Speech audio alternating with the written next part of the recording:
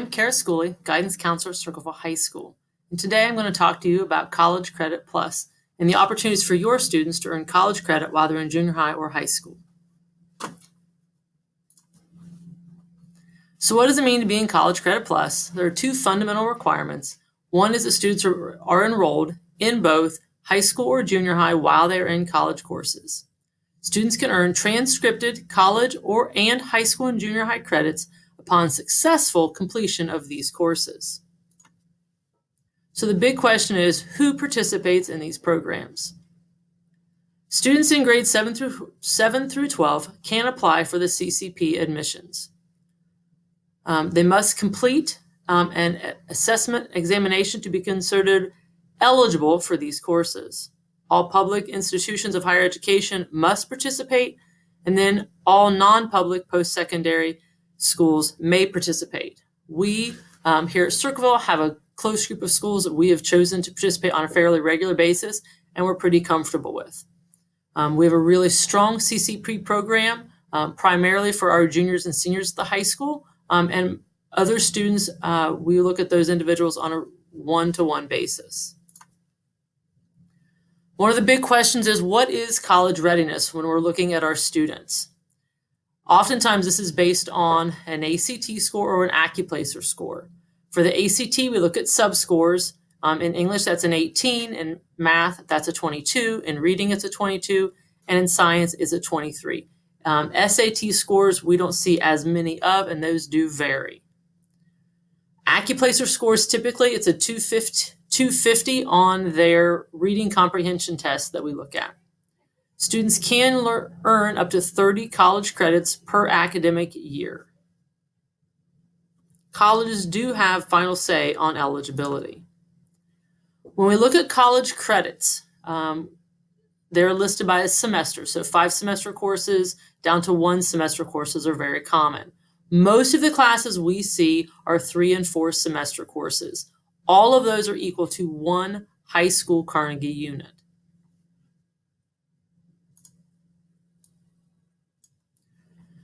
Where and when do these students take these classes? Classes now are available summer, fall, and spring semesters. To be very honest, I've had a limited amount of students try the summer courses. Often our students are just very, very busy, and sometimes those summer sessions are short and are challenging to fit in.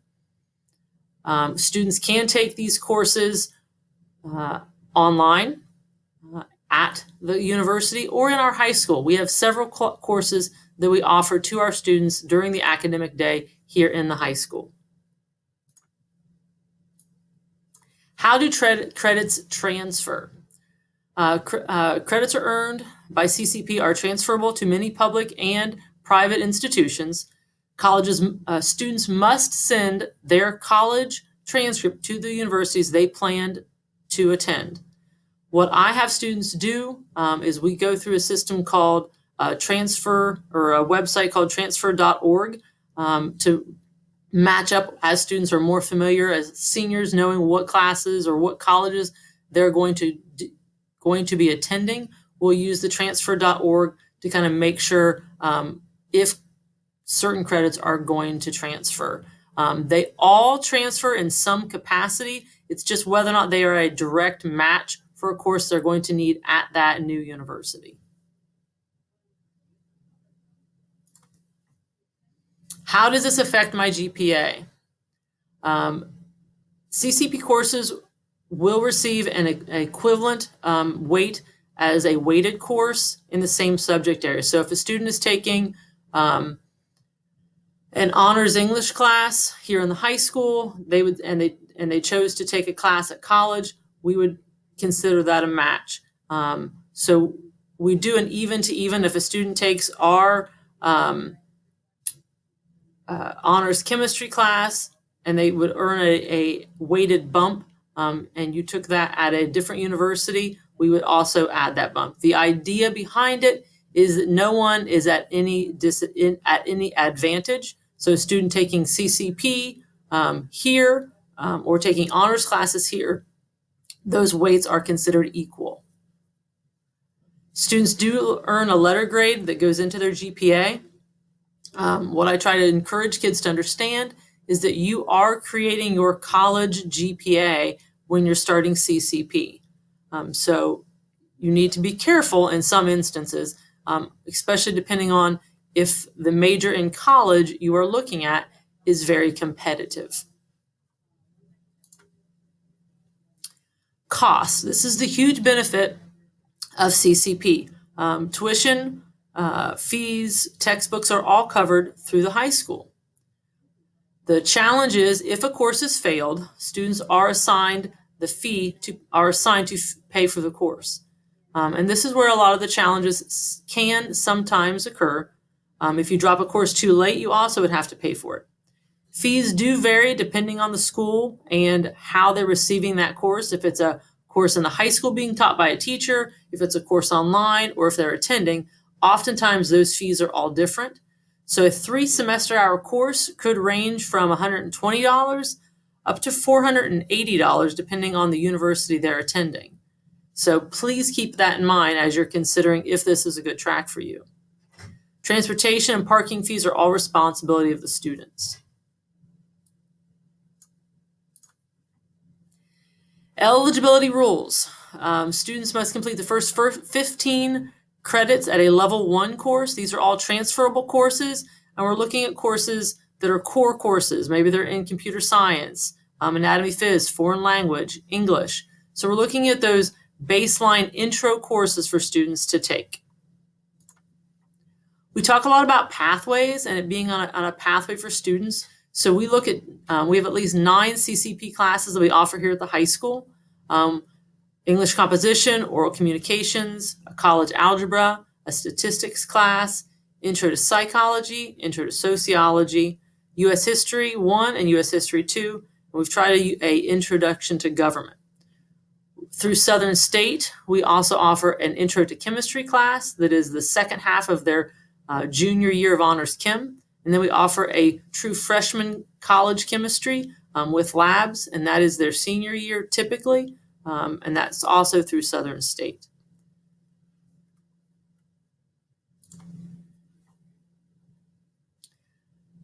Pathways. Other courses that I've seen students take online, or if they're off campus from us, an English Composition 2, economics courses, micro and macro, introduction to government and anthropology class. I've seen some accounting classes, intro to business. I've seen some biology classes. All of those are still general courses getting students on the right pathway for college.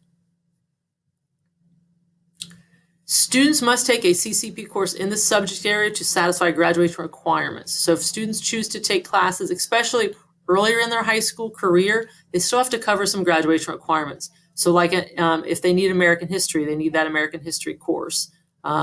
If they need, we still take government and econ. So if they don't take those at the high school level, they would need to make sure they take an intro to government and an economics class at the college level to fill those high school requirements. I work side by side with those students to make sure we are covering all graduation requirements as we're making these selections. The schools that we use locally, we use Ohio Christian University. Ohio Christian has some, we offer several of those classes in the building, and then obviously they're close right next door. So I've had some students commuting to there, and then if they also have a wide selection of online courses that students can select from. Their requirements are, it's a 2-point GPA.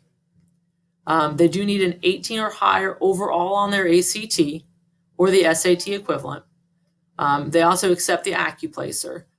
Typically for that, the intro for that is a 250 on the comprehension, the reading comprehension piece of the AccuPlacer. Then it is based on subject matters. So for English, to take an English composition class, they would need a 17 on their English portion of their ACT. And for a college algebra class, you need a 22 on your math portion. Students do submit an application online. There's student and acknowledgement forms that parents and students have to go through. And there's a guidance form also. The deadline for summer is April 6th with a fall application deadline of May 3rd. We also have students taking classes at OUL, or OUC. Again, those are both about 20 to 30 minute drives for our students. The idea, again, they have to be remediation free in English and math. So again, we're listing AccuPlacer scores in English, and then the reading scores. ACT is again an 18, a reading score of a 22. To take math courses, again, it has to be remediation free, so they're looking at a 20. Again, that will vary depending on which math course they're looking at taking. Those deadlines, again, summer is May 1, fall is June 1st, and then spring is November 1. And then again, you need to have your ACT or your Compass or your AccuPlacer test scores already when you apply. For Southern State, which is another classes that we offer here for our chemistry classes, we offer a chemistry 1020. You have to have your ACT or SAT or an AccuPlacer score. This is our honors chem that we offer to our typically our juniors, and it's for CCP credit the second semester of that course. For our seniors, or in a sequence there, we offer a Chem 1151, 1152, and then the lab portions of that, 1161 and 1162. These would be considered like your true freshman college chemistry class. And again, we're looking for ACT scores of a 22 in math because of the chemistry. We do have a few students that have taken Columbus State courses the last couple of years. So some students have been driving up the last couple of years due to COVID. Everything has been very online or very limited blended learning balance. Columbus State's requirements, again, are an 18 on the ACT and an 18 on the ACT in English, 22 in reading, and a 22 in math. Again, there are AccuPlacer deadline or scores for every test.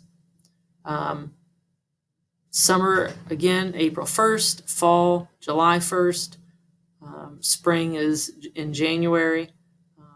Again, applications are online for these programs, and you have to have a registration consent form. So again, there's a lot of communication between the student, the college, and myself on making sure forms and everything are really in check. There are limitations on credit hours, and it's a combination between what they can take in high school and in college combined at the same time.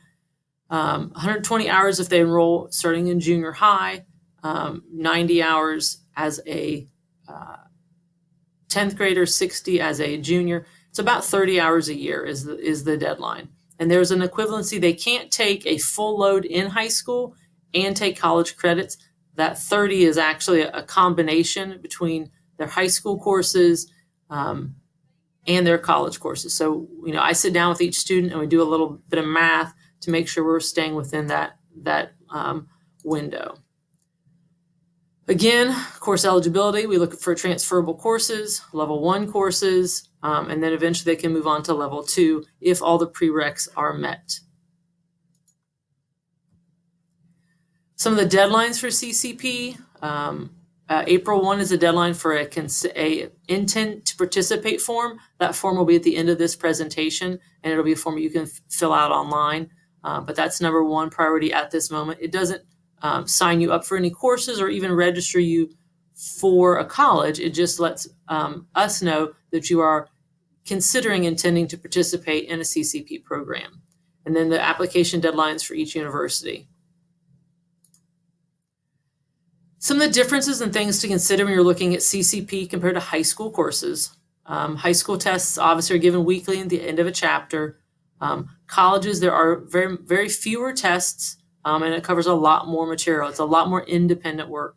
A lot of times for high school, homework ranges for an hour to 2 per week. Colleges, you're looking at an hour to 2 for every 2 to 3 hours in the classroom. So the workload is definitely different, and the pace is definitely very different. A lot of times they're getting a year's worth of a high school work in 1 semester. So that pace is definitely very different for our kids. Again, in high school, most of the information is given to you in class. In college work, there's a great deal that is required for you to do outside on your own. It's a lot more independent work in both writing assignments, research, listening to lectures. So that piece is really a lot different for our students. Obviously, some of the online programs are very different also as far as pacing those students and them really having the ability to self-pace themselves. High schools, we have a lot of quizzes, tests, and homework. In colleges, it's a lot more midterms and finals and larger projects. So again, just some differences our kids need to be aware of as they start looking at CCP work. The roles of parents. High school, you're a big advocate. You get a lot of working with the counselor and with those teachers. In college, there's waivers that need to be signed for you to even have contact with the professors. Now, obviously, our classes, our CCP classes we offer here in the high school offer a little bit of a middle ground for all of that. It's a nice intro that our kids get those college credits with a little bit of the buffer of still that high school experience and that communication. There are some probations and dismissal guidelines. If students do struggle and fail a course, which I'll be very honest, it can happen and does, at least with one or two individuals every year. If you fail a couple of classes and your GPA, your college GPA drops below a 2 point, we can reduce the amount of courses that you can take that next semester. So we may only allow you to take one if you want to try it again. And you can't do that in that same subject area if you have received a D or an F in that course. So we do have some guidelines set in place to kind of make sure students are safe and making the right decisions. When we talk about college ready, it's not just about their academics. A lot of it also has to do with their maturity level. Are they emotionally ready for college? When we talk about that, I am more concerned about students that are heading off to take classes on a college campus, realizing there's not a sign put on your son or daughter that says, I'm 16, sitting in a room with 18 to 23-year-olds. The other idea that I worry about sometimes are those students that are taking classes online. That's where I have had some struggles with students who just didn't understand that format or the pace. Obviously, all of our students in the last year have gotten much stronger in that ability of handling online coursework, but still at the college level, it's definitely different. So time management is a big piece of that. If your student is doing classes, I have a couple of kids that take classes all at campus, and they may only have classes a couple of days a week. And I think that works great for those students that are truly ready. But that's a question for each and individual student and family is my child at that college readiness level?